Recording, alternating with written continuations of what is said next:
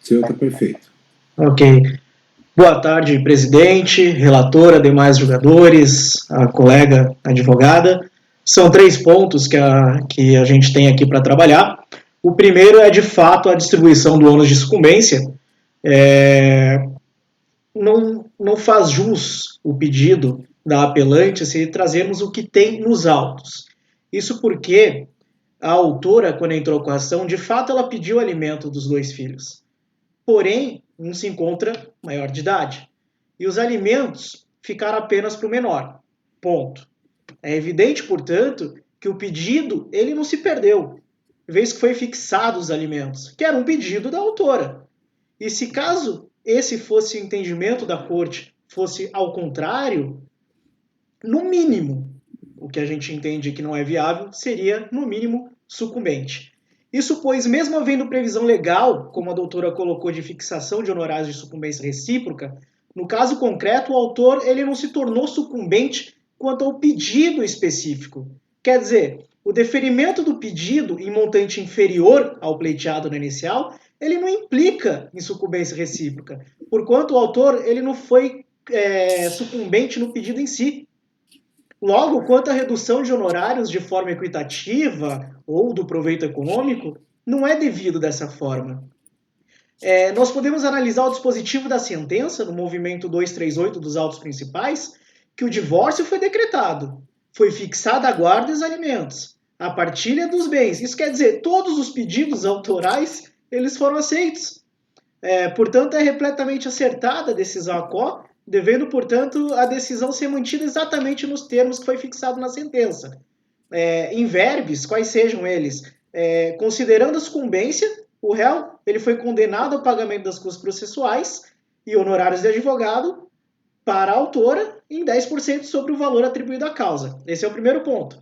Segundo ponto, quanto à complementação recursal, é importante frisar isso, do movimento 18 do presente recurso. Devemos, a priori, ressaltar o movimento 293 dos autos principais. 293, transcorreu o prazo para manifestar quanto à decisão de embargos declaratórios. Veja que até mesmo o juiz Acó, ele, por meio de embargos declaratórios, suscitou alguns detalhes que foram trazidos aqui. Isso quer dizer, fica evidente a intempestividade da pressa processual que complementou o recurso. Entretanto, aliás, é importante frisar que o apelante inovou sua tese recursal e o Ministério Público, nos autos principais, já tinha observado isso, uma vez que no processo não foi feito prova ou pedido referente ao mencionado no recurso.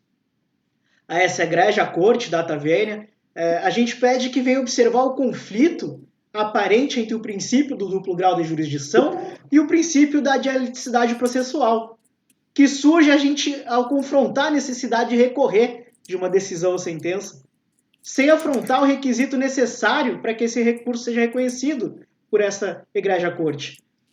Costuma-se afirmar, e eu vou ser muito breve aqui, que o recurso ele é composto por 2 elementos, volativo e descritivo.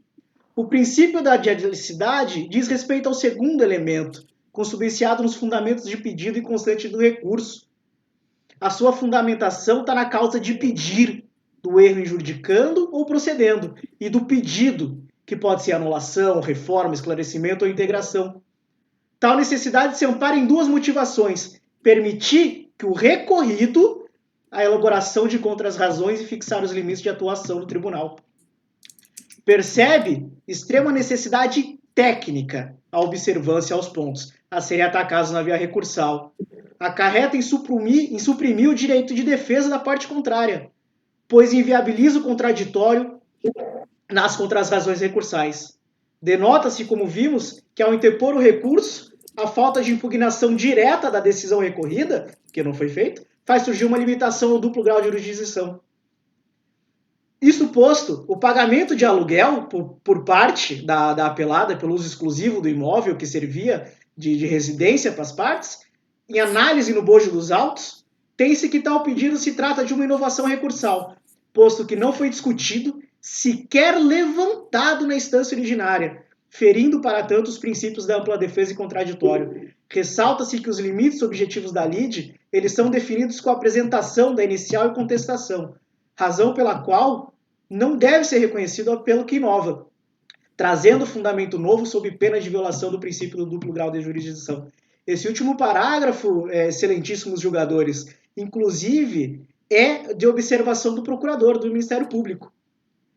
Por último ponto, terceiro ponto, o apelado requer a condenação da apelante em honorários comerciais recursais em seu grau máximo, com fulcro no 11º artigo, do 11º parágrafo do artigo 85, que dispõe: o tribunal, ao julgar o recurso, majorará os honorários fixados anteriormente, levando em conta o trabalho adicional realizado em grau recursal, entendimento inclusive pacificado pelo STJ, conforme o agravo interno nos embargos de recurso especial 1539 e 725 do Distrito Federal, de relatoria do ministro Antônio Ferreira.